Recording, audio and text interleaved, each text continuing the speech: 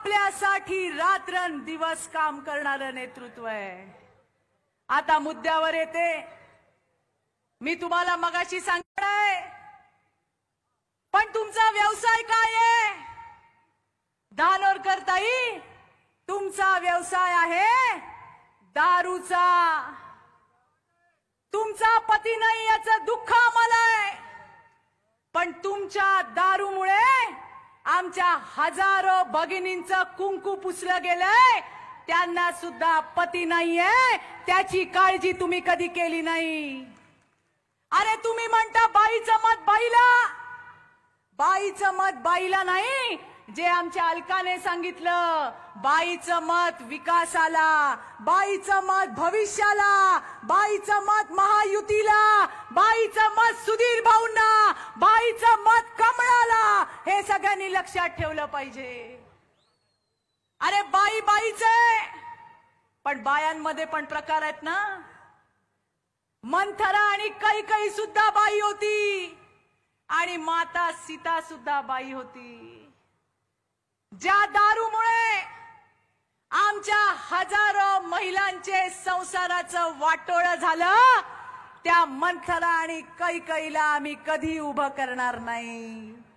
बंधूंनो, हा दारूचा पैसा हा तुमच्या संसाराचा पैसा आहे, तुमच्या मुलांच्या भविष्याचा पैसा आहे। आणि म्हणून ताईंना आपल्याला सांगायला पाहिजे की ताई, तुम्हाला वाद घालायचा तर तुम्ही विकासावर बोला ना काही, पण तुम्ही ते करत नाही आहात।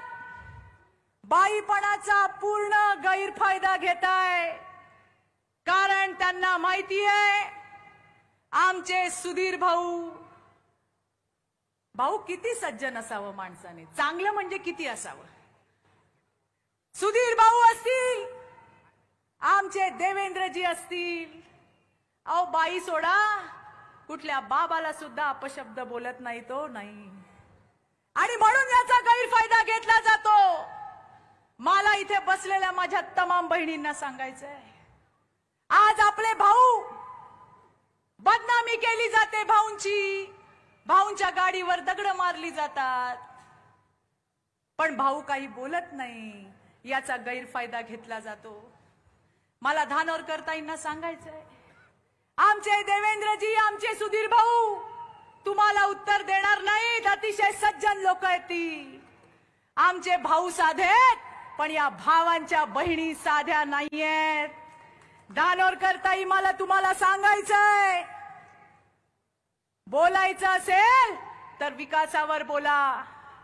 आमच्या भाऊंची खोटी बदनामी जर याच्या पुढे तुम्ही केलीत तर गाठ आमच्याशी आहे। तेवढ्या जोरात आणि त्याच भाषेत सुधीर भाऊंच्या आम्ही सगळ्या बहिणी तुम्हाला उत्तर दिल्याशिवाय राहणार नाही। अरे एका सभेमध्ये आमचे सुधीर भाऊ जे बोलले ते काय मनाचे श्लोक होते का? ते काय सुधीर भाऊ निघडलं होतं का? या देशाची आणीबाणी आणि 1984 साली शिखांचा केलेला संहार हे या काँग्रेसचं पाप आहे बंधू भगिनींनो। आणि हा इतिहास आहे। काँग्रेसच्या चेल्या चपाट्यांनी सुधीर भाऊंच्या क्लिपची किती पण मोडतोड केली आणि लोकांना दाखवली। ताई आणि काँग्रेसवाले, तुम्ही हा काळा इतिहास बदलू शकणार नाही। हा इतिहास आहे की त्या वेळेला बायको समोर नवऱ्याचं मुंडकं छाटलं जायचं, बापाच्या समोर मुलींचे बलात्कार झाले, सख्या भावाला बहिणीवर अत्याचार करायला भाग पाडलं ते हे काँग्रेसवाले। मी तर कालपासून धानोरकर ताईंना सांगते, ताई जाऊ द्या काँग्रेस, मी म्हणते जाऊ द्या भाजप, मी म्हणते जाऊ द्या निवडणूक। तुम्ही बाई आहात म्हणता ना, मग 1984 साली ज्या पक्षाच्या तिकिटावर उभं राहून तुम्ही आता निवडणूक लढताय, त्याच लोकांनी एवढ्या मुलींवर, महिलांवर अत्याचार केले, तुम्ही दोन सुद्धा शब्द त्याच्यावर बोलला नाही तो। पण तुम्ही आमच्या भाऊंची मात्र क्लिपची मोडतोड केलीत आणि लोकांमध्ये संभ्रम पसरवायचं काम केलं. पण मला विश्वास आहे, गेले 2-3 दिवस मी सगळ्या ठिकाणी फिरते. लोक म्हणतात की ताई, चंद्रपूरचा विकास फक्त सुधीर भाऊ करू शकतात, तुम्ही निश्चिंत राहा, घासून बिसून नाही, ठासून आपला भाऊ येणार आहे. बंधू भगिनींनो, हे लक्षात ठेवा. तुम्ही आहात ते सगळे घराघरामध्ये जाऊन कमळाचा प्रचार करायचा आहे. शेवटचे 2 मिनिटं घेते. निवडणुकीचे दिवस आम्ही रात्र रात्र फिरतोय. काँग्रेसकडनं पार्ट्या दिल्या जात आहेत. मी माझ्या सगळ्या ताईंना आवाहन करते, आज माझे भाऊ बसलेत, त्यांनाही सांगते, बाबांनो आणि बहिणींनो, तुम्ही नवऱ्याला सांगायचंय आणि तुम्ही ऐकायचंय माझं. खा कुणाचं पण मटण, पण दाबा कमळाचं बटन, हे विसरू नका. हे मला तुम्हाला सांगायचंय. माझ्यासोबत एकदा सगळे म्हणाल का? म्हणाल का सगळे? माझ्या मागे म्हणाल? मी म्हणते, माझ्या मागे म्हणा, नरेंद्र मोदी और कमल का फूल, नरेंद्र मोदी और कमल का फूल, बाकी सब जाओ भूल. एवढं सांगते आणि आपल्या सगळ्यांची रजा घेते. धन्यवाद. जय हिंद, जय महाराष्ट्र. धन्यवाद आदरणीय ताई. आपण या ठिकाणी आपल्या प्रभुत्वमय वाणीतून या संपूर्ण जनसमुदायाला संबोधित केलं.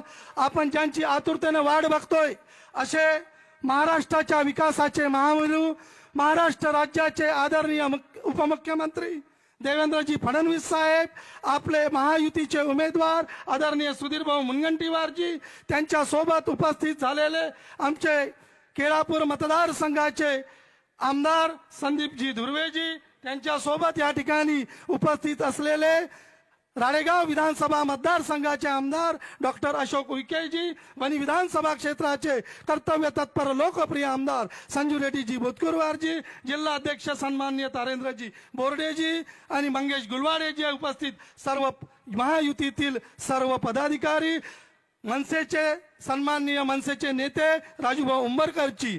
या ठिकाणी आपण मान्यवरांचं मार्गदर्शन आपल्यास ऐकायचं आहे. तत्पूर्वी आपल्या वनी विधानसभा क्षेत्राच्या वतीने आपल्या वनी विधानसभा क्षेत्राचे लोकप्रिय आमदार आदरणीय संजू रेड्डीजी भूतकुरवा साहेब यांना मी विनंती करतो की आपण महाराष्ट्र राज्याचे उपमुख्यमंत्री देवेंद्रजी फडणवीस साहेब यांचं पुष्पगुच्छ देऊन स्वागत करावं.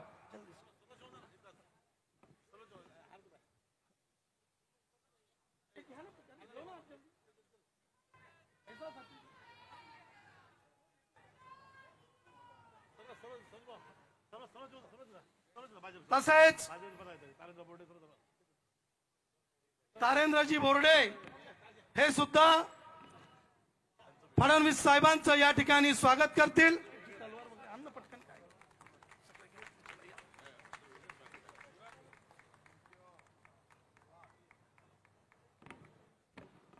जिल्हाध्यक्ष तारेंद्रजी बोर्डे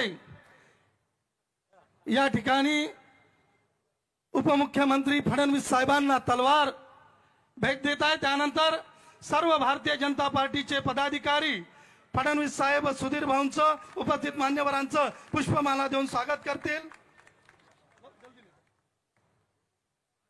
तसेच या ठिकाणी उपस्थित व्यापारी बांधव यांना सुद्धा मी विनंती करतो, आपण पुष्पगुच्छ देऊन आदरणीय उपमुख्यमंत्री महोदय व सुधीर भाऊंचं या ठिकाणी स्वागत करावं.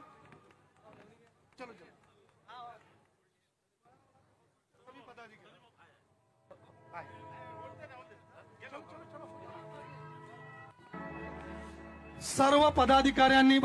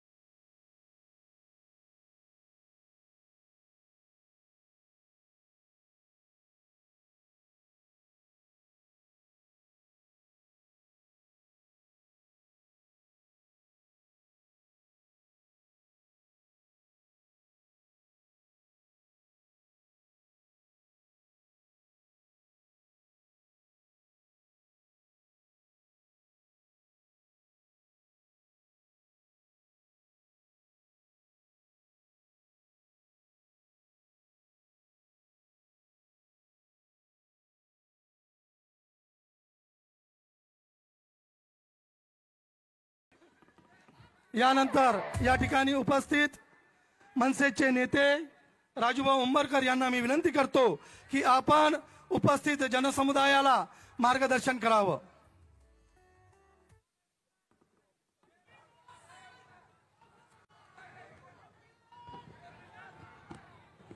सर्वप्रथम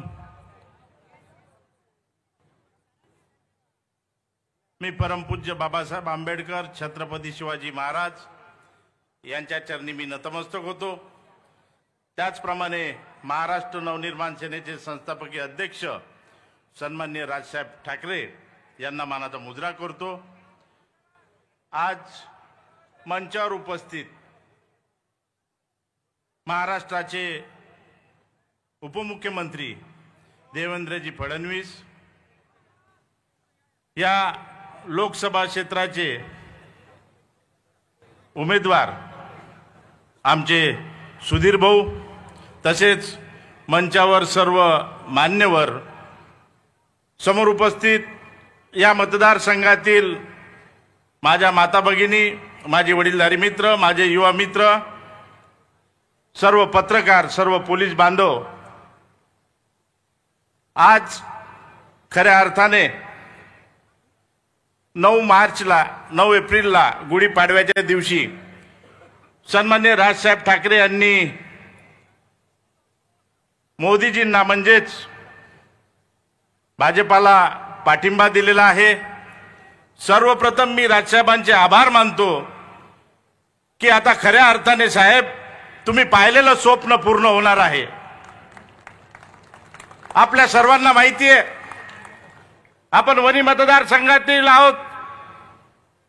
या मतदारसंघामध्ये आता मला असं वाटते की सुधीर भाऊ हा प्रचार तर एक बहाणा आहे, परंतु प्रत्येकाच्या मनामध्ये सुधीर भाऊचंच नाव आहे आणि सुधीर भाऊ प्रचंड बहुमताने निवडून येणार आहे. मी आमदार साहेबांना सांगू इच्छितो, बोतकुरार साहेबांना, बोतकुरार साहेब, याच्या पहिले मी तुमच्यासोबत कॉम्पिटिशन करायचो, पण ती कॉम्पिटिशन संपली नाही, ती स्पर्धा संपली नाही. आता भाऊंना निवडून आणण्यासाठी आपली पुन्हा एकदा स्पर्धा लागेल आणि त्या स्पर्धेमध्ये मी सुद्धा विजयी होईल आणि त्या स्पर्धेमध्ये सुधीर भाऊ प्रचंड बहुमताने विजयी होतील. बंधूंनो, मला काही सुधीर भाऊचे अनुभव आहेत. मी युती व्हायच्या अगोदर सुधीर भाऊंना विचारा, मी एकदा नागपूरला भेटलो होतो, त्यावेळेस वारं चालू होतं. सुधीर भाऊंना मी विचारलं, भाऊ तुम्ही उभे राहणार आहेत का? भाऊ म्हणाले पक्ष आदेश आला तर मी उभं राहील. मी भाऊंना सांगितलं की भाऊ तुम्ही जर उभे राहिले तर मी महाराष्ट्र नवनिर्माण सेना सन्माननीय राजसाहेबांचा आदेश घेऊन तुमच्यासाठी पाठीशी राहील. परंतु तशी वेळ आली नाही. सन्माननीय राजसाहेबांनी आदेश दिला. सुधीर भाऊचे भरपूरचे उदाहरण माझ्या डोक्यात आहे. ज्यावेळेस मी महाराष्ट्र नवनिर्माण सेनेत होतो, मी एक दिवस आपलं आराध्य दैवत जगन्नाथ महाराजाच्या मंदिरात गेलो होतो, भांदेवाड्याला. त्यावेळेस भांदेवाड्यातील मंदिर संस्थेने मला विनंती केली की दादा, आपलं एवढं देवस्थान आहे, जागृत देवस्थान आहे, आपण सर्वजण मानतो, ज्यांचं नाव घेतल्याशिवाय आपण घराच्या बाहेर निघत नाही, आणि या मंदिराला आपल्याला दर्जा मिळवण्यासाठी काहीतरी करावं लागेल. मला आठवत नाही, मला कळत नाही, माझ्या तोंडातून सुधीर भाऊचं नाव निघलं. मी सुधीर भाऊचा नंबर रवी पासून घेतला, रवी बेलूरकर कडनं, आणि सुधीर भाऊला फोन लावला. सुधीर भाऊ, आमच्या इथं असं जगन्नाथ महाराजाचं मंदिर आहे, जे आमचं लाखो भाविकांचं दैवत आहे, आणि त्याच्यासाठी तुम्हाला आम्हाला भेटायला यायचं. सुधीर भाऊंनी लगेच आम्हाला वेळ दिला. आम्ही विनंती केली की आम्ही तिथं येण्यापेक्षा तुम्ही इथं दर्शनाला या. सुधीर भाऊ दर्शनाला आले. मला माहिती नाही सुधीर भाऊला आठवत की नाही आठवत, पण भांदेवाडा देवस्थानाला आपल्याला स्थान मिळालं, आणि तेही केवळ 15 दिवसात की 1 महिन्यात सुधीर भाऊनी बोललं तसं करून दाखवलं. आणि मला आशा अपेक्षा आहे, विश्वास आहे की या मतदारसंघामध्ये आपण जे ज्या हा गोष्टी भोगतो, इथं ज्या बेरोजगारीचा प्रश्न आहे, एवढ्या मोठ्या खाणी आहेत, मारेगावचा जिवंत प्रश्न आहे. मारेगावच्या खाणीमध्ये WCLने 5000 पेक्षा जास्त जमीन अधिग्रहित केलेल्या आहेत, परंतु त्या पुढे सरकलेल्या नाहीत. त्याच्यामुळे माझ्या कास्तकाराच्या मुलाच्या हाताला काम नाहीये. मला आशाच नाही तर मला पूर्ण विश्वास आहे की सुधीर भाऊ जर निवडून आले तर त्या विभागातल्या 5,000 जणांच्या हाताला काम असल्याशिवाय राहणार नाही. तुम्हाला आठवत असेल फडणवीस साहेब, मी मागच्या वेळेस मी कुठलाही पक्ष पाहून काम करत नसतो, परंतु जो माणूस आवडतो, जो माणूस डॅशिंग असतो त्याच्यासाठी नक्कीच काम करतो. आमचा उमेदवार नव्हता मागच्या वेळेस, मी बाळूभाऊ धानोरकर माझा मित्र होता, त्याच्याकडनं मला बरेचशा अपेक्षा होत्या, आशा होत्या. त्याच्या विरोधात काँग्रेस होतं, परंतु त्याच्यासोबत मी राहिलो, माझा पक्ष राहिला.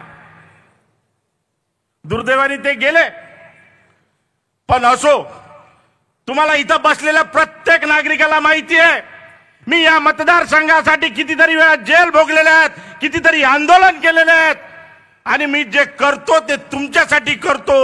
मित्रांनो, मी संपूर्ण वणी मतदारसंघाला हात जोडून विनंती करतो की आता जर आपल्या युवकाचं उज्ज्वल भविष्य करायचं असेल तर आता एक संधी आहे बटन दाबायची. काही जातीपातीचा काही विषय नसतो. कोणी कोणाच्या पोटी जन्माला यावं हे माणसाच्या हातात नसतं, परंतु जन्माला आल्यानंतर आपलं नाव आपल्या कर्तृत्वाने होतं, ते जातीने होत नाही. आणि ते कर्तृत्व सुधीर भाऊचं आपण वारंवार पाहतो. मी आपल्या सगळ्यांना विनंती करतो की निवडणूक होऊ द्या एकदा. मी माझ्या खर्चाने तुम्हाला सुधीर भाऊच्या मतदारसंघामध्ये फिरायला नेतो. तिथलं प्रत्येक बस स्टँड पहा, कार्यालय पहा, असू द्या. सन्मानाचा शेला आहे. आणि अशा प्रत्येक चांगल्या कामासाठी, आणि त्याहीपेक्षा आनंदाची बाब, आपल्या विदर्भातलं पुत्र जे महाराष्ट्रातच नाही तर अख्ख्या देशात नाही तर जगात सुद्धा नाव पोचलेलं असे आमचे देवेंद्र भाऊ फडणवीस, ते सुद्धा आज आपल्या साक्षीला आहेत. आपले जे रखडलेले काम आहेत देवेंद्र भाऊ, आता याच्या पुढे मी तुम्हाला त्रास देणार आहे. त्रास देणार म्हणजे या वणी विधानसभाच्या विकासासाठी त्रास देणार आहे. एक काही छोट्या छोट्या गोष्टी आहेत. आमचा दवाखाना इथं एवढा मोठा इंडस्ट्री झोन आहे, कोलमाईन्स आहे, अनेकचे अपघात होतात. 1992ला सँक्शन झालेलं उपजिल्हा रुग्णालय आजपर्यंत अस्तित्वात आलेलं नाही. ट्रामा केअर सेंटर उभं झालं, परंतु आजपर्यंत चालू झालेलं नाही. मला माहिती आहे हे तुमच्या कानावर आलं नसेल, आणि मला हाही विश्वास आहे की आचारसंहिता झाल्यानंतर त्याचं जर भूमिपूजन झालं नाही तर याच्यात काही नवल होणार नाही. कारण ही बाब आता देवेंद्रजींना मी सांगितलेली आहे. अशा अनेकशा गोष्टी आहेत ज्या आजपर्यंत आपण सत्यात नव्हतो, संघर्ष करत होतो. संघर्ष करत असताना काही मिळायचं, काही मिळत नव्हतं, परंतु आज आपण सत्तेत आहेत. तुमचा भाऊ सत्तेत आलेला आहे. देवेंद्रजी सारखं नेतृत्व आज आपल्याला भेटलेलं आहे. भाऊ सारखा उमेदवार आज आपल्याला भेटलेला आहे. उमेदवारच नाही तर मी याही पुढचं सांगेल की भाऊ सारखा खासदार आपल्याला आजपासून भेटलेला आहे. अरे किती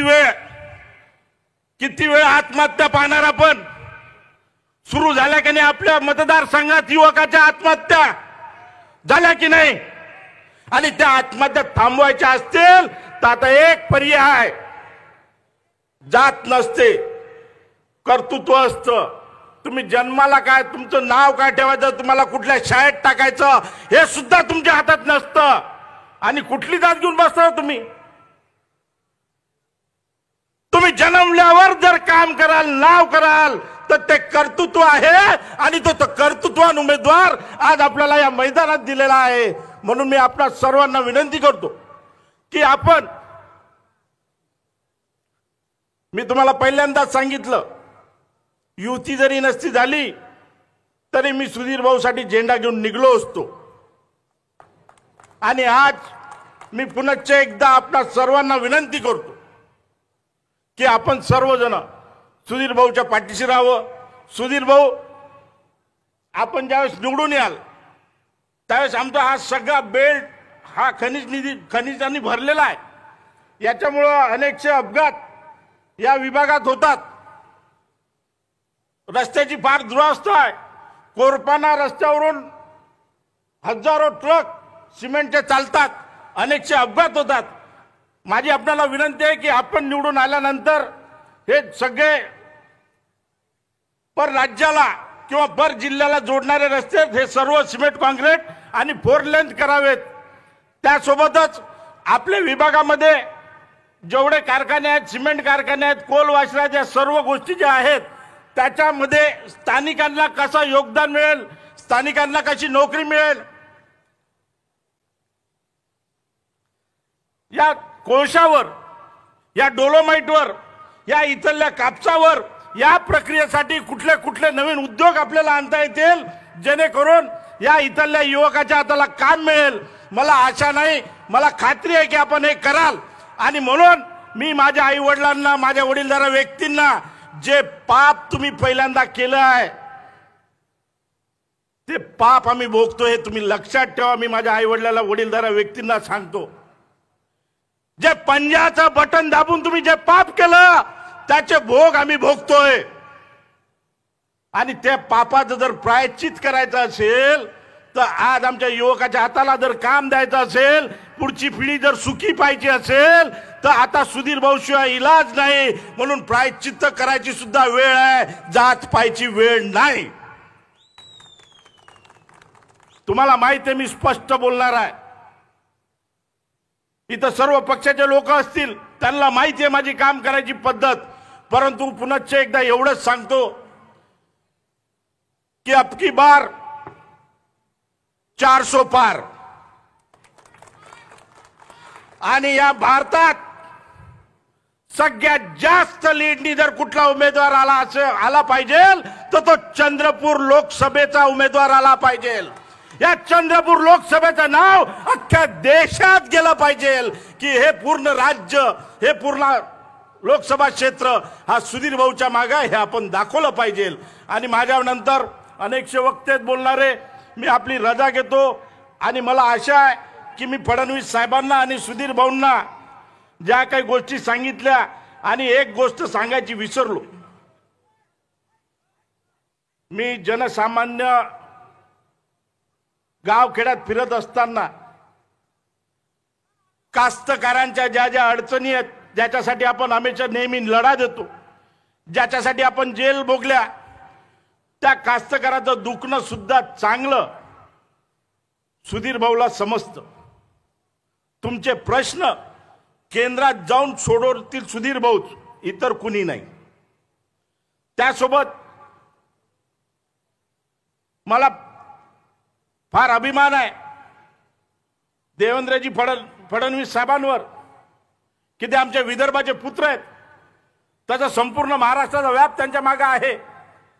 परंतु आता बोलताना नगराध्यक्ष बोलले की या निवडणूक झाल्यानंतर देवेंद्रजींनी जो शब्द दिला होता की या वनी नगरपालिकेला कुठलाही निधी कमी पडू देणार नाही. देवेंद्रजी साहेब, मला तुमच्या नगराध्यक्षांनी तुमच्यामुळं 5 वर्ष आंदोलन करायची संधीच दिली नाही. नाही तर महाराष्ट्र नवनिर्माण सेनेने आंदोलन केले असते. परंतु निधीचाच भर एवढा होता की आंदोलन करायची कधी वेळ आली नाही. आणि म्हणून आपण या मतदारसंघामध्ये आणखीन लक्ष द्याल, आमच्या युवकाच्या अडचणी समजून घ्याल, एवढीच आपल्याला प्रार्थना करतो, विनंती करतो, शुभेच्छा देतो. आणि आमदार साहेबाला सांगतो की आमदार साहेब, आता आपली शर्यत सुरू झालेली आहे. तुम्ही जास्त प्रचार करता, तुम्ही जास्त मतदान खेचून आणता की महाराष्ट्र नवनिर्माण सेना आणते हे आपण पाहू. आणि आपण बहुमताने भाऊंना विजय करू. एवढंच बोलतो, इथंच थांबतो. जय हिंद, जय महाराष्ट्र. हम तुम्हारे साथ है. धन्यवाद राजू भाऊ. आपण निश्चितच आपल्या सहकार्यामुळे आपण या वनी विधानसभा क्षेत्रात अतिशय मोठ्या मताधिकांनी आपण विजय प्राप्त करू. यानंतर वनी विधानसभा क्षेत्राचा 2014 पासून विकासाच्या माध्यमातून कायापालट करणारे विकास पुरुष, मतदारसंघातील कान्याकोपऱ्यात विकास खिचून आणणारे वनी विधानसभा क्षेत्राचे लोकप्रिय कर्तव्य तत्पर आमदार संजू रेड्डीजी बोरा साहेब हे मार्गदर्शन करतील. भारत माताचे, भारत माताचे, वंदे वंदे.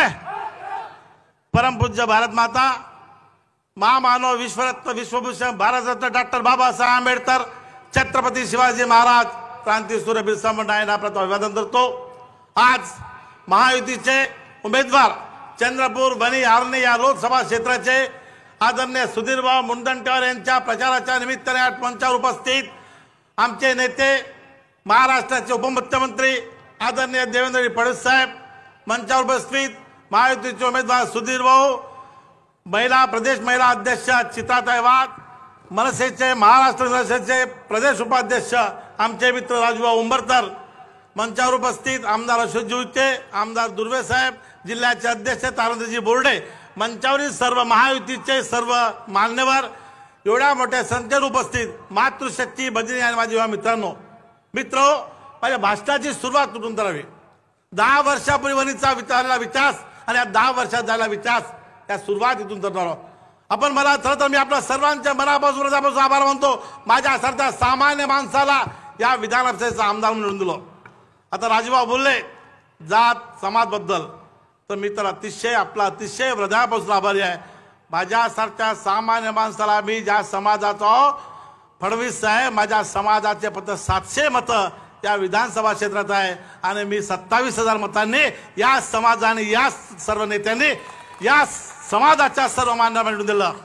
मी समाजाचा अतिशय मनापासून आहे। समाज, जात हा शब्द राजकारणातून केव्हा बंद झाला?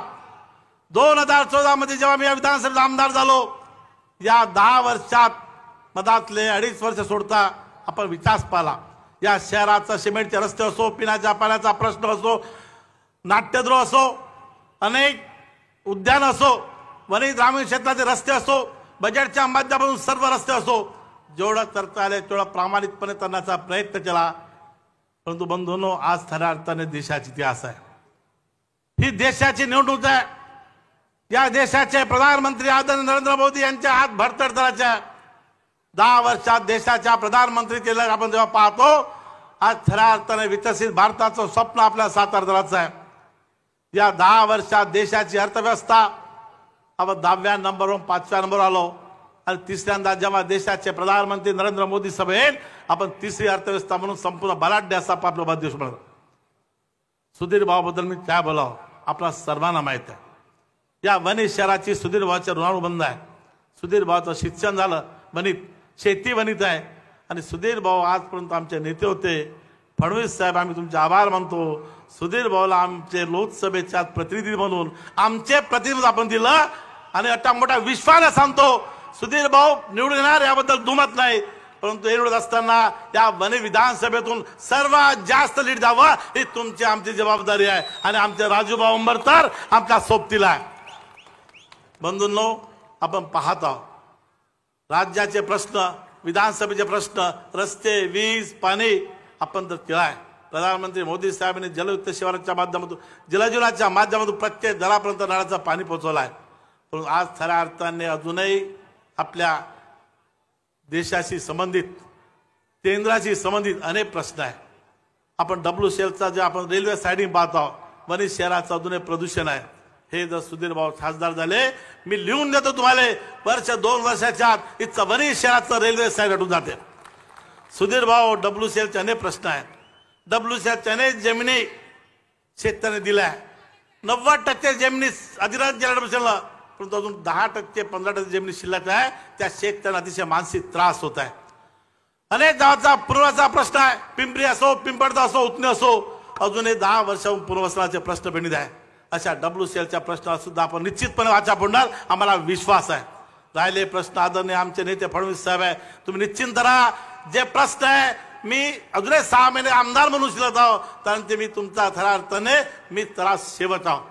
या ठिकाणी माझ्या तिथं बसलेला प्रत्येक माणूस सकाळी 6 वाजता जर माझ्या इथं आला, माझ्या सहीसाठी मी त्याला परत पाठवत नाही, रात्री 10 वाजता तर परत नाही। जनसामान्याची सेवा माझ्या 10 वाजून प्रामाणिक करत आहो। फक्त माझी विनंती आहे, येणारी निवडणूक देशासाठी आहे। राज्यात नंतर पाच बसू आम्ही राजूभाऊ उंबरकर आणि नंतर भांडण बसू याचा विचार तुम्ही करू नका, परंतु देशाचं चित्र बदलायचं आहे। प्रधानमंत्री मोदी साहेब हात बरतड करायचे आहे। म्हणून बंधूंनो, मी तुला विनंती करतो, येणाऱ्या 19 तारखेला सुधीर भाऊ सारखा नेतृत्व आपल्याला द्यायचं आहे आणि मोदी साहेबांचे हात बरतड करायचे आहे। आज आमचे नेते आदरणीय फडणवीस साहेब आले, मी फडणवीस साहेब विनंती करणार आहोत, फडणवीस साहेब आपण प्रचंड निधी दिला, मुख्यमंत्री असताना जे जे शब्द आपण या व्यासपीठावर माझ्या प्रचाराच्या निमित्तानं नगराध्यक्षाच्या असताना प्रचार केले ते सर्व शब्द एवढा मोठा निधी दिला आपण पूर्ण केला. थोडं बहुत शिल्लक आहे तेही आपण निश्चितपणे निधी द्याल. वणी शहराचा पिण्याचा प्रश्न आहे. अमृत टप्पा 2 140 कोटी योजना मंजुरीसाठी अंतिम टप्प्यात आहे. तर टीएस झाला आहे. राज्य शासनाच्या शेवटची बैठक व्हायची आहे, ते सुद्धा आपण निश्चितपणे तातडीनं मंजूर कराल अशी मला आशा आहे. खरं तर आपण आमचे नेते फडणवीस मी ज्यावेळी गेलो साहेबांकडे त्यावेळी मला त्यांनी ते नाही हा शब्द उच्चारला नाही. फक्त फडणवीस साहेब माझी विनंती आहे, WCLचे अनेक प्रश्न जरी असले, आम्ही तोडशाच्या जमीन आमच्या आहे, अनेक माईन्स आमच्या वणीमध्ये आहे, वणी हे माईन्सचं माहेर झाला आहे. परंतु दुर्दैवाने विजेचा प्रश्न आपण महाराष्ट्राचे उपमुख्यमंत्री आहे आणि ऊर्जा मंत्री सुद्धा आपण आहात. फक्त विजेचा प्रश्न आहे. सौर ऊर्जेच्या माध्यमातून 12 तास लाईन देण्याचा आपला प्रश्न आहे, निश्चितपणे पूर्ण कराल. परंतु आम्हाला सुद्धा गडचिरोली चंद्रपूर जिल्ह्यासारखं 12 तास दिवसा वीज द्या, ही माझी आपल्या सर्वांना विनंती आहे. आणि दुसरा प्रश्न आहे सिंचनाचा आहे. माझ्या विधानसभा क्षेत्रात अनेक नदी नाले प्रचंड आहे, तुडुंब भरून वाहत आहे जलोत्सवाच्या माध्यमातून.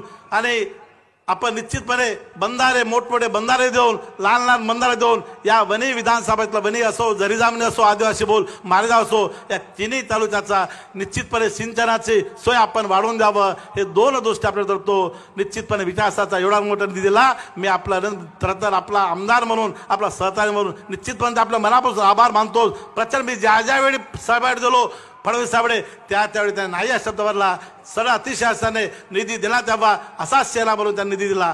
तर मी आपल्या जनतेचे उभाच आहोत. माझ्यासारख्या सामान्य माणसाला मी प्रत्येक वेळी माझ्या निवडणुकीच्या वेळी म्हटलं, मी केल्या कामाचं मूल्यमापन करून तुम्ही मला द्या, मी केल्या कामाला समाधानी नसेल तर तुम्ही मला मत देऊ नका, हे मी प्रत्येक निवडणुकीच्या वेळी म्हटलं होतं. पण आज तर सुधीर भाऊ, मी ज्या पद्धतीनं मी माझा विकासाचा वेळ 10 पटीनं आहे, पण बंधूंनो सुधीर भाऊचा विकासाचा वेळ 10 दिला 100 पटीनं माझ्यापेक्षा समोर आहे. एवढा प्रचंड आत्मविश्वासाचा नेता आपल्याला लाभला आहे. म्हणून फक्त विनंती आहे, येणाऱ्या 19 तारखेला आपण सर्वांनी मतदानाचं प्रमाण जवळपास 90% पर्यंत द्या. त्यातूनही प्रत्येक गावाचं बूथ आपल्याला 70% पर्यंत जाता येईल एवढाच प्रयत्न करा. एवढी चलपशीपेक्षा आज मी या व्यासपीठावर व्यक्त करतो. आणि आमचे राज्य उपाध्यक्ष मनसेचे राजू अंबरकर यांनाही त्यांचं अभिनंदन करतो. त्यांनी सुद्धा सुधीर भाऊला सड हाताने मदत करण्याचा राजसाहेबांनी पाठिंबा दिला, त्यांचे आभार आहेत. परंतु राजूभाऊ सुद्धा निश्चितपणे जेव्हापासून पाठिंबा दिला, माझ्या 3 दिवसापासून अतिशय मन लावापासून प्रचारात आहे. निश्चितपर्यंत आज आता आपला चिंता नाही. मागच्या वेळी राजूभाऊ बाळू धारतर सोबत होते आणि आपला सोबत आहे. म्हणून या विधानसभा क्षेत्रातून 25 ते 30 हजार मताची लीड निश्चित मिळणार आहे असा आत्मविश्वास आपल्या सर्वांच्या साक्षीनं सुधीर भाऊंना आदरणीय नेते देवेंद्र फडणवीस साहेबांना देतो आणि माझ्या शब्दांना विराम देतो. धन्यवाद. जय हिंद, जय भारत. धन्यवाद आदरणीय आमदार महोदय. या ठिकाणी लाख बोलक्याहून थोरं एकच माझा कर्तबगार अशा पद्धतीचं असलेलं व्यक्तिमत्व, ज्यांना आपल्या बल्लारच्या विधानसभा असो किंवा चंद्रपूर तिकडचा भाग असो, त्या ठिकाणी गेल्यानंतर प्रत्यक्ष उघड्या डोळ्यांनी आपल्याला बघता येतील. आपल्या भागात सुधीर भाऊ आपल्यासाठी आपल्या मातीतले, आपल्या भूमीतले, आपल्या वणीतले आहेत. वणीमध्ये त्यांचं DBM झालं, वणीमध्ये ते राहायचे. ते नेहमी सांगतात की मी या हॉटेलमध्ये चहा प्यायला जायचो. सावंगी त्यांचं गाव, आमलोनला शेती, अळेगावला शेती, अशा पद्धतीनं या भागाशी मातीशी संबंध असलेलं व्यक्तिमत्व म्हणजे सुधीर भाऊ. आणि ज्यावेळेस सुधीर भाऊ अर्थमंत्री होते, संजीव रेड्डीजी बोतकुरवार यांच्या रूपानं वणी विधानसभेत कमळ जेव्हा फुललं आणि फडणवीस साहेबांच्या नेतृत्वात अर्थमंत्री म्हणून वणी विधानसभा क्षेत्रासाठी 200 कोटीच्या वर रुपयाचा निधी विकासासाठी उपलब्ध करून दिला. एवढंच नव्हे, आपल्या वणी येथे भव्य अशी शिव महापुराण कथा आता संपन्न झाली आणि त्या निमित्तानं समारोपीय कार्यक्रमाला उपस्थित झाल्यानंतर सुधीर भाऊंनी सांगितलं की इथे रुद्राक्ष होण्याकरता मी निधी उपलब्ध करून देईल. आणि अवघ्या 30 दिवसाच्या आत 12 कोटी रुपयांचा निधी सुधीर भाऊनं त्या ठिकाणी विकास कामाचं भूमिपूजन केलं. असे कर्तृत्वाचे धनी असलेले आपले महायुतीचे उमेदवार आदरणीय सुधीर भाऊ यांना मी विनंती करतो, आपण या उपस्थित जनसमुदायाला संबोधित करावं.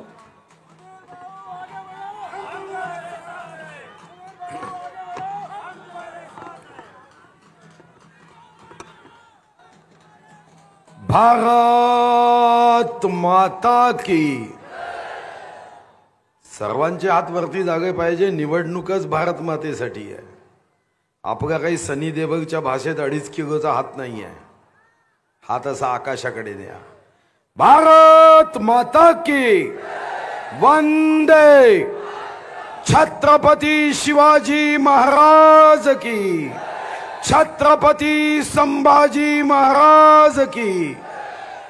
वणीच्या जनतेच्या दर्शनासाठी, वणीच्या जनतेशी संवाद संभाषण करण्यासाठी उपस्थित महाराष्ट्राचे झुंजार नेते, आमचे मार्गदर्शक आदरणीय उपमुख्यमंत्री श्री देवेंद्रजी फडणवीस, वाघासारख्या गर्जना करणाऱ्या महिला मोर्चाच्या प्रदेशाच्या अध्यक्ष चित्राताई वाघ, या विभागाचे कर्तव्यदक्ष लोकप्रिय आमदार संजीव रेड्डी भूतकुरवारजी, आमदार प्राध्यापक अशोक उईकेजी, आर्णी विधानसभेचे कप्तान आमदार डॉक्टर संदीपजी धुर्वे, मनसेचे झुंजार नेते श्री राजू उंबरकरजी, जिल्ह्याचे अध्यक्ष तारेंद्र बोर्डेजी, अलकाताई आत्राम, शिवसेनेचे नेते विनोद मोहितकरजी, श्री जीवनजी पाटील, रिपाईचे नेते वसुकेश पाटीलजी, भारतीय जनता पार्टी चंद्रपूरचे महामंत्री डॉक्टर मंगेश गोगवाडे, लोकसभा विस्तारक रवी बेगुरकरजी, मंचावरील भारतीय जनता पार्टी, शिवसेना, RPI, राष्ट्रवादी व आता आमचा घट्ट मैत्रीचा हात पकडून या मंचावर उपस्थित सर्व मनसेचे नेते, पदाधिकारी, कार्यकर्ते व वणीच्या सभेत महायुतीला आशीर्वाद देण्यासाठी विश्वगौरव देशनायक गरीबों के मसीहा नरेंद्र मोदीजींच्या पाठीशी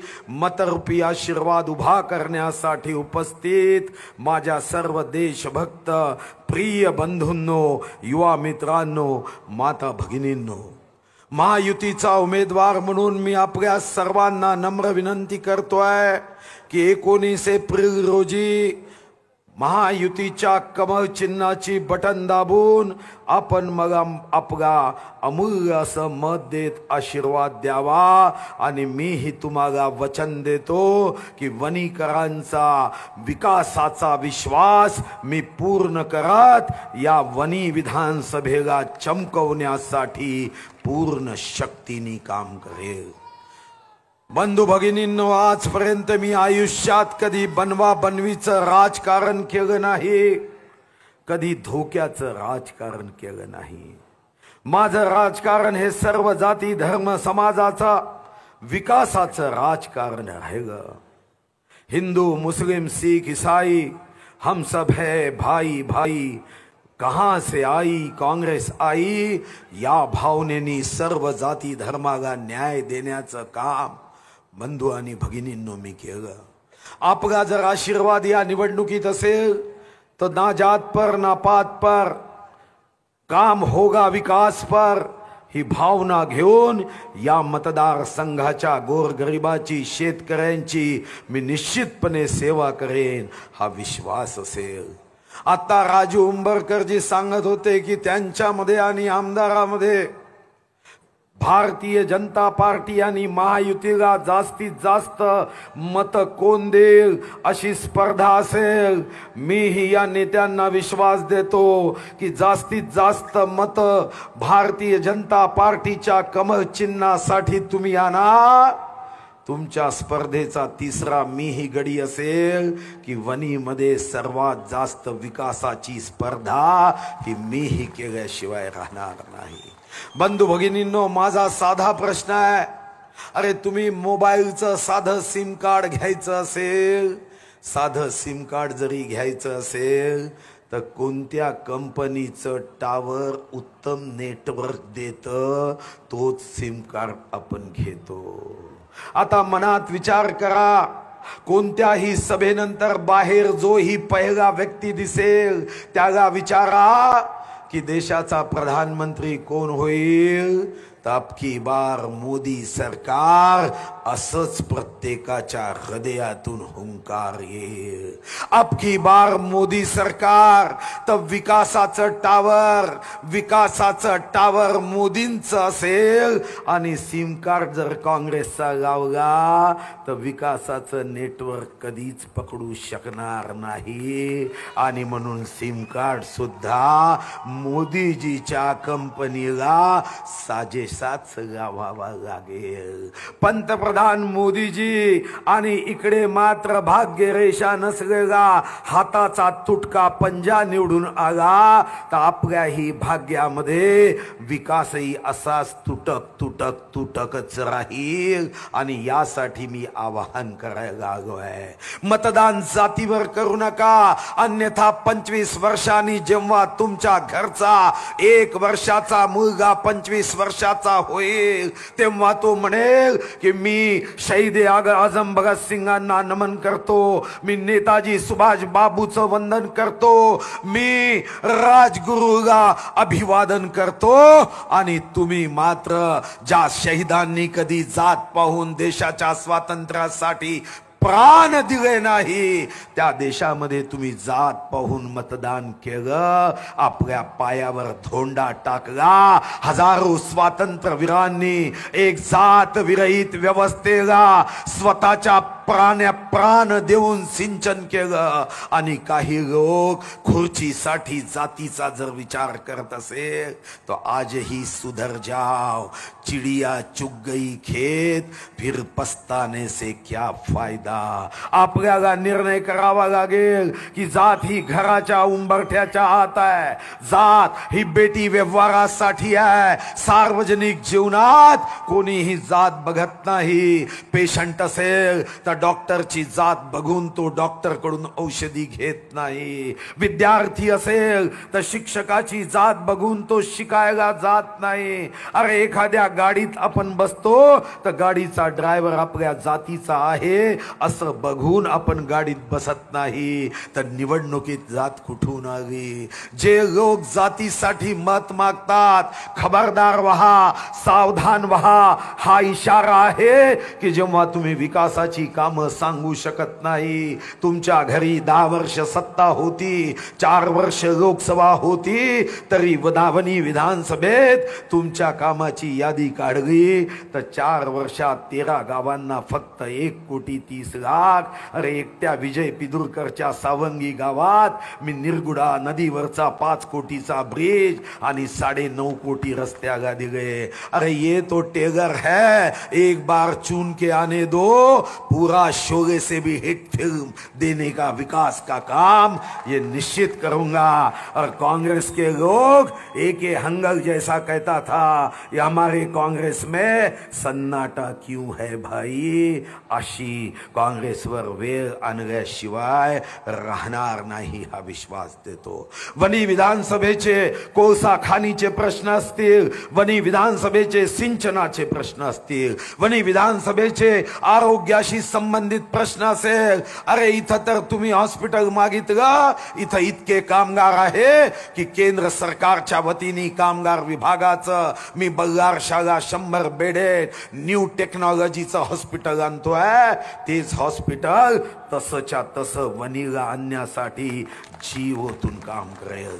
कोळसा खाणीत ज्या शेतकऱ्यांच्या जमिनी गेल्या, मी विश्वास देतो, अरे विधानसभेत विरोधात असताना देवेंद्रजी आणि मी आम्ही संसदीय आयुधांचा उपयोग करायचो. मुख्यमंत्री कोणताही असू द्या, त्याचा हात आमच्या फाईलवर सही करण्यासाठी विधानसभेत आमचा आवाज बाध्य करायचा. संसदेत जर गेलो तर वाघाच्या भूमीतून चाललो आहे. अरे संसदेचे दरवाजेही माझ्या मतदारसंघातला काष्ट पाठवून जर मी संसद भवनाचे दरवाजे केले असेल तर जो ऐकणार नाही त्याच्यासाठी दरवाजेही बंद करण्याची ताकद निश्चितपणे माझी राहील हा विश्वासही देतो. घरकुलाचा प्रश्न असेल, पिण्याच्या पाण्याचा प्रश्न असेल आणि एवढंच नव्हे माननीय शरद पवारजी जेव्हा कृषी मंत्री होते तेव्हा यवतमाळ जिल्ह्यात जगातल्या सर्वात जास्त शेतकऱ्यांच्या आत्महत्या व्हायच्या. मी विश्वास देतो की MIDC अनेकांनी बघितलंय ज्यामध्ये इंडस्ट्रीज आहे, पण Maharashtra agro industrial development corporation करत फक्त कृषी प्रक्रिया उद्योग, वनी असेल, पांढरकवडा असेल, घाटंजी असेल, आर्णी असेल, राजुरा असेल, या भागामध्ये कृषी उद्योग आणून या कृषी प्रक्रियेवर या देशामध्ये शेतीचा आदर्श निर्माण करण्याचं कामही मी निश्चितपणे करेन. बंधू भगिनींनो, उशीर खूप झालाय याची मला जाणीव आहे, पण निवडणुकीत मतदान करताना चुकूनही पंजाची बटन दाबली तर विश्वास ठेवा 5 वर्ष पश्चात्तापाशिवाय मग आपल्या नशिबामध्ये काहीही राहणार नाही. सभा संपल्यावर फक्त सभा ऐकून जाऊ नका. हेच काँग्रेसवाले मायावी रूप घेऊन येतात, एखादी रुकामी खुर्ची दाखवतात, कारण यांचं खुर्चीवर प्रेम आहे. त्यांचे व्हिडिओ वाले फिरत असतात, इथं हजारो लोक उभे आहे, ते दिसणार नाही, पण एखादी खुर्ची रिकामी दिसली की खुर्चीचा फोटो टाकतात आणि व्हिडिओ टाकत सांगतात की सभेला प्रतिसाद नव्हता आणि लोकांना फसवण्याचं काम करतात. मला कधी कधी वाटतं की धृतराष्ट्रच अंधळा नव्हता. अरे एवढी प्रचंड गर्दी पाडल्यावर जेव्हा व्हिडिओ टाकणारे व्हिडिओ टाकतात, पैसे घेऊन व्हिडिओ टाकतात, तेव्हा काँग्रेसच्या सोशल मीडिया वाल्यांची मला कीव येते आणि अँटी सोशल काम करणाऱ्या काँग्रेसला आपल्याला धक्का द्यावा ही विनंती मी या निमित्ताने करतो. आपल्या मतदारसंघाचे जेही प्रश्न इथं उपस्थित केले, या वनी विधानसभेशी माझं एक नातं आहे. या वनीमध्ये मी DBM शिकलो, या वनीमध्ये सावंगी असेल, अडेगाव असेल, आमगोन असेल, या ठिकाणी शेती केली. आता विकासाची शेती करायला वनीकरांनी मला पाठिंबा द्यावा. माझी एवढीच विनंती आहे की वनीचा डबगो हा महायुतीच्या विनच्या डबगूसाठी जोडावा.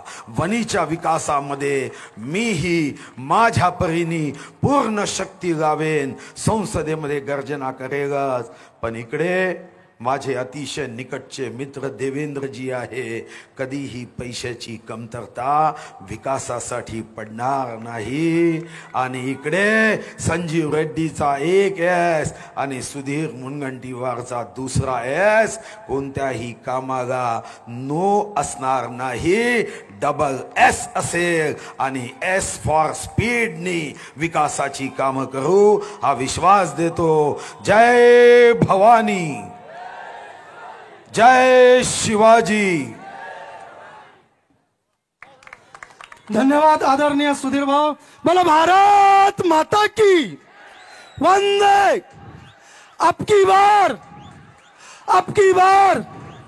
चला, यानंतर आपण ज्यांना ऐकण्यासाठी आतुर आहेत, परंतु त्या तत्पूर्वी या ठिकाणी धनोजी कुणबी समाजाच्या महिलांची एक संघटना या ठिकाणी त्यांच्या अध्यक्षांना आपण बोलवलं आहे. त्यांच्यासोबत बाकीच्या महिला आहे उपस्थित, परंतु आपल्या नांदेकर ताई आपल्या या ठिकाणी धनोजी कुणबी परिवर्तन समाज संघटनेच्या अध्यक्षा यांना मी मंचावर आमंत्रित करतो. आपण या ठिकाणी फडणवीस साहेब त्यांचा शेला देऊन त्यांचा भारतीय जनता पार्टीमध्ये प्रवेश करेल.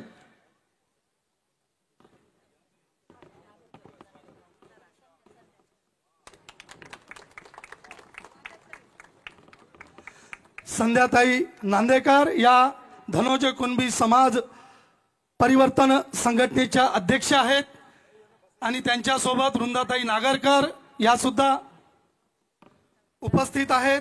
यांचा भारतीय जनता पार्टीमध्ये प्रवेश.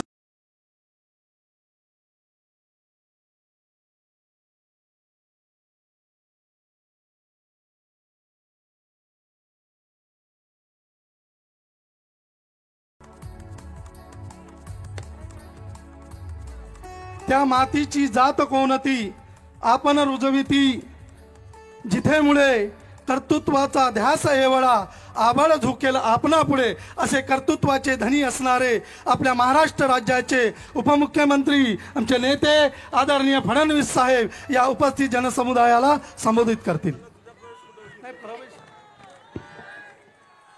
भारत माता की, भारत माता की, छत्रपती शिवाजी महाराज की, धर्मवीर छत्रपती संभाजी महाराज की, जय श्री राम, जय श्री राम, जय भवानी, जय भवानी, जय जय जय जय जय भवानी, जय जय जय जय जय शिवाजी। हिंदवी स्वराज्याचे सरसंस्थापक छत्रपती शिवरायांना मानाचा मुजरा करतो। भारतीय राज्यघटनेचे शिल्पकार भारतरत्न डॉक्टर बाबासाहेब आंबेडकर यांना मानवंदना अर्पित करतो। वणीचे आराध्य दैवत जयताई माता, रंगनाथ स्वामी, जगन्नाथ बाबा यांना देखील नमन करतो। विदेही सद्गुरू जगन्नाथ महाराज हे शेती शिवारात अधिक राहायचे आणि बजरंगबलीला ते गुरु मानायचे आणि आता रामनवमी देखील येते आणि हनुमान जयंती येते, त्यामुळे मी त्यांना विशेष या ठिकाणी नमन करतो। आजच्या आपल्या या सभेमध्ये ज्यांना मतदान करण्याकरता आणि आपला खासदार करण्याकरता आपण सगळे एकत्रित आलो आहोत, ते आपल्या सर्वांचे लाडके नेते आणि आपल्या महाराष्ट्राची बुलंद तोफ असलेले सुधीर भाऊ मुनगंटीवारजी, आमच्या रणरागिणी चित्राताई वाघ, आपले लोकप्रिय आमदार संजीव रेड्डी बोतकुलवारजी, आमदार संदीप धुर्वेजी, आमदार अशोक उईकेजी, आमचे तारेंद्र बोर्डेजी, ज्यांनी बुलंद पाठिंबा दिला ते राजूभाऊ उंबरकरजी, विनोद मोहितकरजी, या ठिकाणी उपस्थित वसुकेत पाटीलजी, रवी वेलुरकरजी, दिनकर पावडेजी, विजय पिदुरकरजी, विजय चोरडियाजी, श्रीकांत पोटदुखेजी, गजानन विधातेजी, सतीश नाकलेजी, अविनाश लांबटजी, राजेंद्र असुटकरजी, देवीदास राठोडजी, डॉक्टर मंगेश गुलवाडेजी, अलकाताई यात्राम, कीर्तिताई राऊत, सूरज गुप्ताजी, आशिष मोहितकरजी, आत्ताच ज्यांचा प्रवेश झाला ते आमच्या नांदेकर ताई आणि या ठिकाणी उपस्थित सर्व माझ्या माता भगिनी आणि बंधूंनो, खरं म्हणजे जेवढ्या मोठ्या संख्येने आपण सगळे लोक या ठिकाणी उपस्थित आहात, माझ्या मनात कुठली शंका नाही की सुधीर भाऊंना सर्वाधिक लीड वणी मतदारसंघातून मिळणार आहे। बंधू भगिनींनो, ही निवडणूक साधी निवडणूक नाहीये, ही ग्रामपंचायतची निवडणूक नाहीये, ही नगरपालिकेची निवडणूक नाहीये, ही जिल्हा परिषदेची निवडणूक नाहीये, ही विधानसभेची निवडणूक देखील नाहीये, ही देशाच्या लोकसभेची निवडणूक आहे, देशाचा नेता निवडण्याची निवडणूक आहे। 5 वर्षाकरता देशाचं भविष्य आणि भवितव्य कोणाच्या हातामध्ये द्यायचं याची निवडणूक आहे। आणि आपण जर देशभरामध्ये बघितलं तर आता देशामध्ये 2च पर्याय आपल्या समोर आहेत। एकीकडे ज्यांना संपूर्ण विश्वाने नेता मानलं, ज्यांनी भारताला विकास काय असतो ते दाखवून दिलं, असे आपल्या सर्वांचे लाडके नेते माननीय नरेंद्र मोदीजी यांच्या नेतृत्वामध्ये एनडीए आणि आपली महायुती आहे। तर दुसरीकडे राहुल गांधींच्या नेतृत्वात 26 पक्षांची इंडिया आघाडी आणि महाविकास आघाडी आहे। हे कशा प्रकारचे 2 गट आहेत? एकीकडे मोदीजींचं इंजिन आहे, पॉवरफुल इंजिन आहे, आणि त्या इंजिन सोबत आमच्या सगळ्या बोग्या आहेत। या ठिकाणी आमचे एकनाथराव शिंदेजी आहेत, या ठिकाणी आमचे अजितदादा पवार आहेत, आमचे रामदासजी आठवले आहेत, आणि ज्यांच्या जवळ इंजिन होतं ते राज ठाकरे देखील आता या बोगी इंजिनासोबत लागले आहेत। त्यामुळे एक मजबूत अशा प्रकारची ही गाडी आपण तयार केली आहे। आपली गाडी अशी आहे की ज्या गाडीमध्ये प्रत्येकाला बसायची जागा आहे। दीन दलित गोरगरीब आदिवासी शेतकरी शेतमजूर महिला ओबीसी अल्पसंख्याक प्रत्येकाला बसायची जागा ही आपल्या मोदीजींच्या गाडीमध्ये आहे आणि मोदीजींचं भक्कम इंजिन सगळ्यांना घेऊन विकासाकडे चाललाय. दुसरीकडे काय परिस्थिती आहे? दुसरीकडे राहुल गांधी म्हणतात मी इंजिन आहे, शरद पवार म्हणतात मी इंजिन आहे, उद्धव ठाकरे म्हणतात मी इंजिन आहे, ममता बॅनर्जी म्हणते मी इंजिन आहे, लालू प्रसाद यादव म्हणतात मी इंजिन आहे, स्टॅलिन म्हणतात मी इंजिन आहे. 26 इंजिन आहे, तिथे डब्बे नाहीच आहे. आता मला सांगा इंजिन मध्ये किती लोकांना बसायची जागा असते? एका व्यक्तीला. फक्त ड्रायव्हर इंजिन मध्ये बसू शकतो, इतर कोणी इंजिन मध्ये बसू शकत नाही. त्यामुळे यांच्या इंजिन मध्ये समाजातल्या कुठल्याही व्यक्तीला बसायची जागाच नाही. आणि यांचं इंजिन कसं आहे? एकीकडे राहुल गांधी इंजिन दिल्लीकडे नेतात, तर स्टॅलिन त्या ठिकाणी इंजिन तमिळनाडूकडे नेतात. इकडे लालू प्रसाद बिहारकडे नेतात, तर शरद पवार बारामतीकडे नेतात. एकीकडे उद्धव ठाकरे मुंबईकडे नेतात, तर ममता बॅनर्जी बंगालकडे नेते. त्यामुळे यांचं इंजिन हलतही नाही, डुलतही नाही, चालतही नाही. अशा प्रकारचं फेल इंजिन घेऊन राहुल गांधी निघाले आहेत. आणि म्हणून तुम्हाला एवढीच विनंती आहे की मोदीजींची गाडी जी तुमच्या करता तुमच्या विकासाकरता तयार झाली आहे, आणि या गाडीचा एक डब्बा म्हणजे आमचे सुधीर भाऊ आहेत. या सुधीर भाऊंना देखील या ठिकाणी तुम्ही ज्यावेळेस समर्थन द्याल त्यावेळी या गाडीमध्ये चंद्रपूर वणी लोकसभा मतदारसंघाला जागा मिळेल. आणि चंद्रपूर वणी लोकसभा मतदारसंघ मोदीजींच्या गाडीमध्ये बसला की मग विकासाची कुठलीही कमतरता आपल्याला पाहायला मिळणार नाही. बंधू भगिनींनो, आज आपण पाहतोय या देशामध्ये 10 वर्षामध्ये मोदीजींनी जे परिवर्तन करून दाखवलं. मी का सांगतो? कारण देशाचं नेतृत्व कोणाच्या हातात दिलं पाहिजे? मोदीजींच्या हातात दिलं पाहिजे.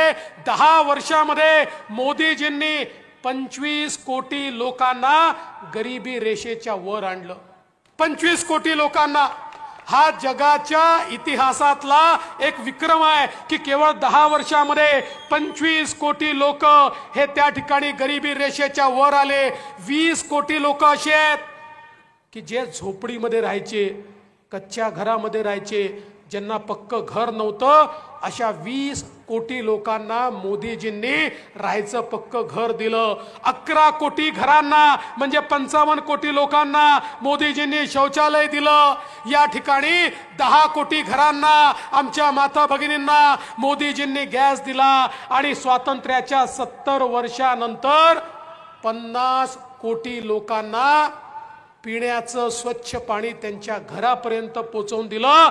या 50 कोटी घरच्या आमच्या महिला हंडा घेऊन विहिरीवर जायच्या किंवा नदीवर जायच्या.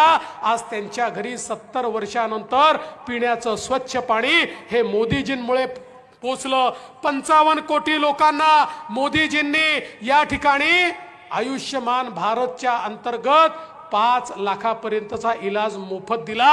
आज आम्ही कुठेही जातो तर आम्हाला आयुष्यमानचे वेगवेगळे बेनिफिशरीज त्या ठिकाणी मिळतात.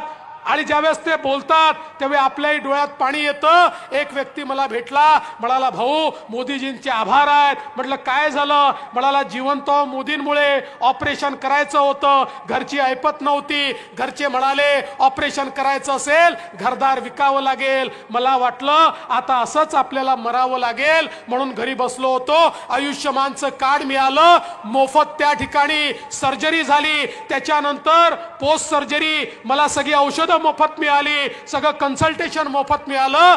आज मी जिवंत आहे तर मोदीजींमुळे जिवंत आहे असं सांगणारे लाखो लोक आज या देशामध्ये आपल्याला पाहायला मिळतात. कारण मोदीजींनी गरिबाची सामान्य माणसाची चिंता केली. आज बघा वयोश्री सारखी योजना मोदीजींनी आणली आणि या योजनेच्या माध्यमातून घरचे जे आमचे बुजुर्ग आहेत, जे आमचे सिनियर सिटीजन्स आहेत यांच्याकरता योजना आणली. मोतियाबिंदूचं ऑपरेशन असेल, कोणाला चष्मा असेल, कोणाला कमी ऐकू येतं म्हणून कानाची मशीन असेल, कोणाला खाता येत नाही म्हणून कवळी असेल, कोणाला स्टिक असेल, कोणाला कमोड असेल. या सगळ्या गोष्टी घरच्या जुन्या जाणत्या लोकांना मोदीजींच्या माध्यमातून या ठिकाणी मिळाल्या. आणि एवढंच नाही तर आमच्या महिलांकरता मोदीजींनी 8 लाख कोटी रुपये, 80 लाख बचत गटांना 8 लाख कोटी रुपये मोदीजींनी दिले आणि आमच्या महिलांना आपल्या पायावर उभं करण्याचं काम त्या ठिकाणी मोदीजींच्या माध्यमातून झालं. एवढंच नाही तर मुद्रा लोन सारखी योजना मोदीजींनी आणली. पूर्वी कोणी जर लोन मागायला गेलं तर त्या ठिकाणी बँक मॅनेजर म्हणायचा एखादं तारण द्या, नाहीतर तुमचा नातेवाईक सरकारी कर्मचारी असेल तर त्याची गॅरंटी द्या. मोदीजींनी सांगितलं तारण नाही, गॅरंटी नाही. 50 कोटीपेक्षा जास्त लोकांना मुद्राचं लोन मोदीजींनी दिलं.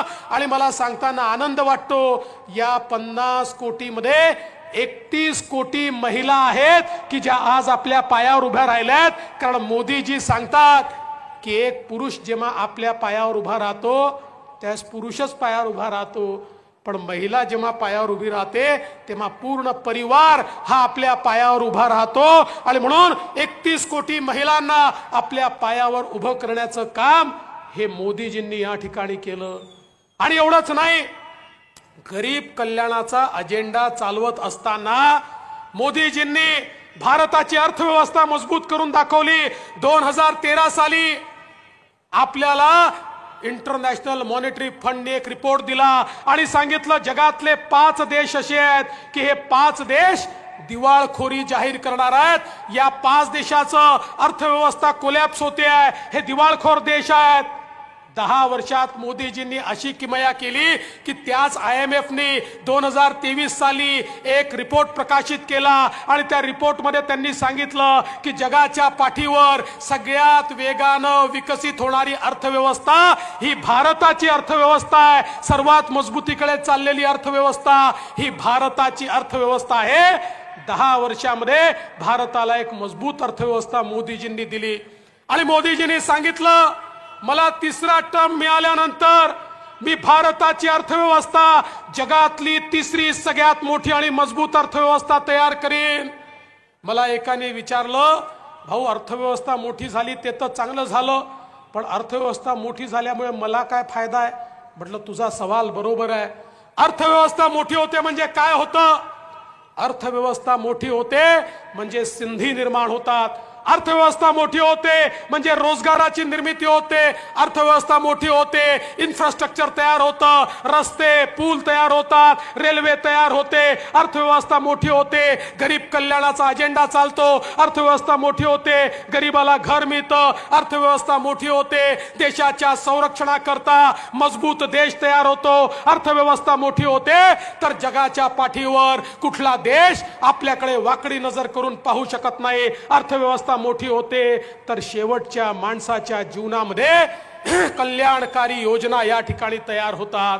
बंधू भगिनींनो, मोदीजींनी या देशातल्या प्रत्येक घटकाचा विचार केला. आमच्या आदिवासींकरता 22,000 कोटीची योजना, आमच्या अनुसूचित जाती करता त्या ठिकाणी स्टँड अप सारखी योजना आणून अनुसूचित जातीतले आमचे सगळे जे काही युवक आहेत हे आपल्या पायावर उभं करण्याचं काम त्यांनी केलं. तर आमच्या ओबीसी समाजाकरता आणि आमच्या 12 बलुतेदारांकरता 20,000 कोटी रुपयाची योजना आणून जे पारंपरिक व्यवसाय करतायत त्या सगळ्यांना त्या ठिकाणी अर्थपुरवठा करून त्यांचं प्रशिक्षण करून त्यांच्या पुढच्या पिढ्यांना रोजगार मिळेल ही व्यवस्था मोदीजींनी केली.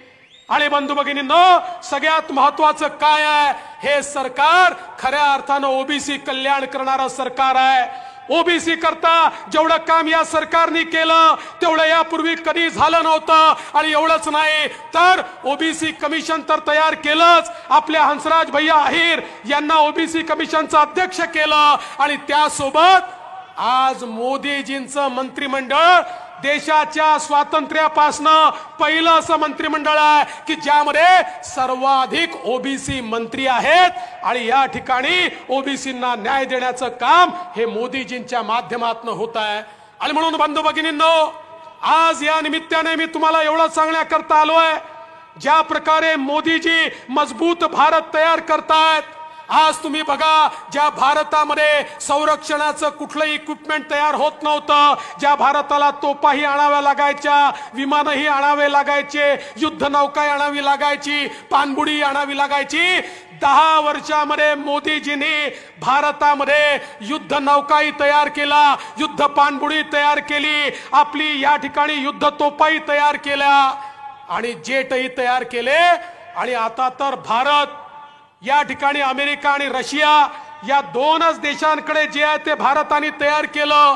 आता भारत असा मजबूत देश झालाय, आपल्याकडे अशा प्रकारचं त्या ठिकाणी मिसाईल आहे की भारतातनं 7,000 किलोमीटर दूर कुठेही शत्रू बसला असेल, थेट त्या ठिकाणी भारतातनं मिसाईल पाठवता येतं आणि शत्रूचे अड्डे नेस्तनाबूत करता येतात. अशा प्रकारचा मजबूत भारत की ज्याच्याकडे पाकिस्तानही वाकडी नजर करून पाहू शकत नाही आणि चीनही वाकडी नजर करून पाहू शकत नाही, तो भारत मोदीजींनी तयार केला.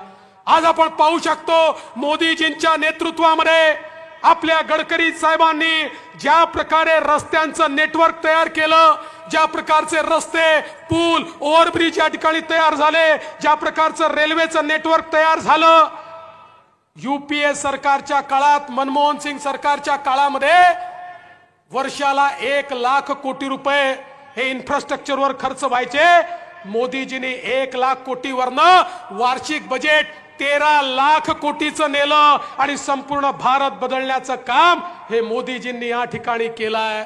आणि म्हणून बंधू भगिनींनो, आज ज्यावेळी मतदानाला आपण जातोय, कमळाचं बटन आपण दाबतोय, त्यावेळी सुधीर भाऊंना तर मत मिळत आहे, पण त्याच वेळी मोदीजींना देखील आपण मत देतोय. सुधीर भाऊंना दिलेलं प्रत्येक मत हे मोदीजींना दिलेलं मत आहे आणि इतर कोणालाही दिलेलं मत हे राहुल गांधींना दिलेलं मत आहे. माझा तुम्हाला सवाल आहे, सांगा कोण प्रधानमंत्री झालं पाहिजे? सांगा कोण झालं पाहिजे? कोण झालं पाहिजे? कोण झालं पाहिजे? कोण झालं पाहिजे? मोदीजी झाले पाहिजे. तर कमळाचं बटन, सुधीर भाऊंचं बटन दाबलं तरच मोदीजी प्रधानमंत्री होणार आहेत. आणि बंधू भगिनींनो, मी तुम्हाला सांगण्याकरता आलोय की आपण भाग्यशाली आहोत. एकीकडे मोदीजींसारखा नेता आहे आणि दुसरीकडे सुधीर भाऊंसारखा उमेदवार आहे. 25 वर्ष सुधीर भाऊंनी आणि मी विधानसभेत सोबत काम केलंय आणि मी तुम्हाला मनापासून सांगतो, लोकप्रतिनिधी कसा असावा याचं जर उदाहरण पाहिजे असेल तर तो सुधीर भाऊ सारखा असावा, हे डोळे मिटून मी तुम्हाला सांगू शकतो. सुधीर भाऊंचा अभ्यास, त्यांचा व्यासंग, सुधीर भाऊंची माहिती, सुधीर भाऊंचा पाठपुरावा. खरं म्हणजे मी जर असं म्हणेन की एखाद्या कामाच्या पाठपुराव्याचं ऑलिम्पिक ठेवलं तर सगळे गोल्ड मेडल हे सुधीर भाऊंनाच मिळतील, एवढा प्रत्येक कामाचा पाठपुरावा सुधीर भाऊ करत असतात. आणि शेवटी एखादा लोकप्रतिनिधी हा विजनरी असायला पाहिजे, त्याला दृष्टी असायला पाहिजे, त्याला विकास काय हे समजायला पाहिजे, पैसा कुठनं आणला पाहिजे समजायला पाहिजे. सुधीर भाऊ या महाराष्ट्रातल्या द्रष्ट्या नेत्यांपैकी एक आहे, विजनरी नेत्यांपैकी एक आहे.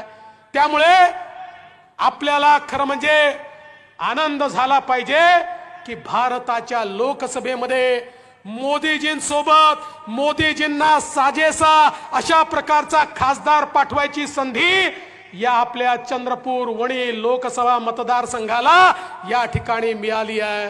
आमच्या संजीव रेड्डी बोतकुलवारजींनी चांगल्या प्रकारची कामं केली. त्यांनी जेव्हा जेव्हा निधी मागितला आम्ही निधी दिला. आणि संजीव रेड्डीची चिंता करू नका, तुमची जी पिण्याच्या पाण्याची वणीची स्कीम आहे जवळपास मंजूर करून ठेवली आहे. आचारसंहिता आली आहे, आचारसंहिता संपल्यानंतर त्यालाही निधी मिळणार आहे. आणि तुम्ही जे जे मागणार आहात, आता एकीकडे सुधीर भाऊ आहेत, दुसरीकडे मी आहे, केंद्र आहे, राज्य आहे, काहीही कमी पडणार नाही. बंधू भगिनींनो, मी तुम्हाला एवढंच सांगण्याकरता आलो आहे, सुधीर भाऊंच्या पाठीशी भक्कमपणे उभे राहा, कारण अशा प्रकारचा लोकप्रतिनिधी मिळणं देखील भाग्य असतं. आणि मला विश्वास आहे 5 वर्ष सुधीर भाऊंची कारकीर्द जेव्हा तुम्ही बघाल, 5 वर्षानंतर आम्हाला मत मागायला यावं लागणार नाही. तुम्हीच सांगाल सुधीर भाऊ येण्याची आवश्यकता नाहीये, आम्ही तुम्हालाच मतदान करणार आहोत. अशा प्रकारे परिवर्तन सुधीर भाऊ या ठिकाणी करून दाखवतील. आणि म्हणून आपण सगळे येत्या 19 तारखेला सुधीर भाऊंच्या कमळाचं बटन दाबा. कमळाचं बटन दाबलं मत सुधीर भाऊंना मिळेल आणि शॉक काँग्रेस पार्टीला मिळेल. जी काँग्रेस पार्टी रोज आपला अपमान करते, जी काँग्रेस पार्टी रोज हिंदू समाजाचा अपमान करते. आजही राहुल गांधी या ठिकाणी विदर्भामध्ये आले होते आणि त्या ठिकाणी ते असं म्हणाले, मोदीजी जी काही त्या ठिकाणी जाऊन पूजा करतात हे नाटक आहे, ही नौटंकी आहे. अशा प्रकारे मोदीजींच्या पूजेला नौटंकी म्हणणारे राहुल गांधी, जे राहुल गांधी या ठिकाणी असं म्हणतात हिंदू समाजातली जी शक्ती आहे ती शक्ती मला संपवायची आहे. अशा प्रकारे भेदभाव करणारे राहुल गांधी आज खरं म्हणजे त्या काँग्रेसला आपल्याला जागा दाखवण्याची ही संधी आहे. राहुल गांधींना जागा दाखवण्याची संधी आहे. आपण तर काय नारा दिलाय, अब की बार राहुल गांधींचा नारा आहे अब की बार 40 पार, अब की बार 40 पार. पण त्यांचे 40ही पार होणार नाही. म्हणून तुमचा आशीर्वाद द्या, कमळाचं बटन दाबा एवढीच विनंती करतो आणि माझं बोलणं संपवतो. धन्यवाद. जय हिंद, जय भारत. धन्यवाद आदरणीय फडणवीस च्या माध्यमातून कमळाची बटन दाबल्यानंतर मोदी साहेबांच्या नेतृत्वात आपल्या गावापर्यंत येणार आहे असं आवाहन करीत आपल्या सर्वांनी भारतीय जनता पार्टीला भरघोस मत करणार आहेत. आणि निश्चितच फडणवीस साहेब आणि विधानसभा क्षेत्रामध्ये आदरणीय आमदार संजय रेड्डी जी